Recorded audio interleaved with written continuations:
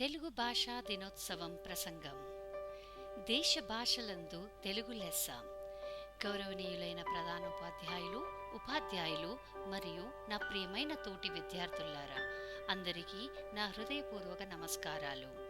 ఈరోజు మనం తెలుగు భాషా దినోత్సవాన్ని ఎంతో గర్వంగా జరుపుకుంటున్నాం. తెలుగు భాషా గొప్పతనాన్ని గుర్తు చేసుకోవడం, మన మాతృభాషను ప్రేమించడం, గౌరవించడం మరియు భావితరాలకు అందించడం ఈరోజు ముఖ్య ఉద్దేశం. ప్రతి సంవత్సరం ఆగస్టు 29న తెలుగు భాషా దినోత్సవాన్ని జరుపుకుంటాం. ఈరోజు తెలుగు భాష కోసం జీవితాంతం కృషి చేసిన మహనీయుడు గిడుగు వెంకటరామమూర్తి గారి జయంతి. తెలుగు భాషను ప్రజలకు మరింత సులభంగా, సరళంగా అందించడానికి ఆయన ఎంతో కృషి చేశారు. ముఖ్యంగా వ్యవహారిక భాషోద్యమం ద్వారా మాట్లాడే తెలుగుకు ప్రాధాన్యత కల్పించారు. తెలుగు కేవలం ఒక భాష మాత్రమే కాదు, అది మన సంస్కృతి, సంప్రదాయం, చరిత్ర, సాహిత్యం మరియు మన భావోద్వేగాలకు ప్రతిరూపం.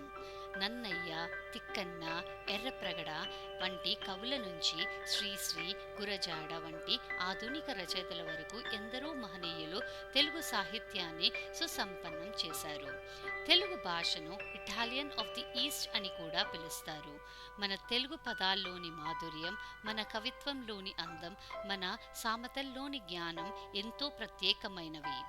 మన భాషను ప్రేమించడం అంటే ఇతర భాషలను తక్కువ చూడటం కాదు, అన్ని భాషలను గౌరవిస్తూ మన మాతృభాషకు గర్వంతో స్థానం కల్పించడం. కాబట్టి ఈ తెలుగు భాషా దినోత్సవం సందర్భంగా మనమందరం ఒక సంకల్పం చేద్దాం. తెలుగు మాట్లాడుదాం, తెలుగు చదువుదాం, తెలుగు రాయుదాం, తెలుగు భాషా వైభవాన్ని తరతరాలకు అందిద్దాం.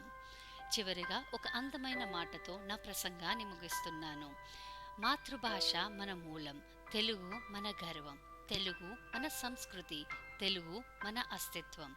ధన్యవాదాలు. తెలుగు భాషా దినోత్సవం శుభాకాంక్షలు.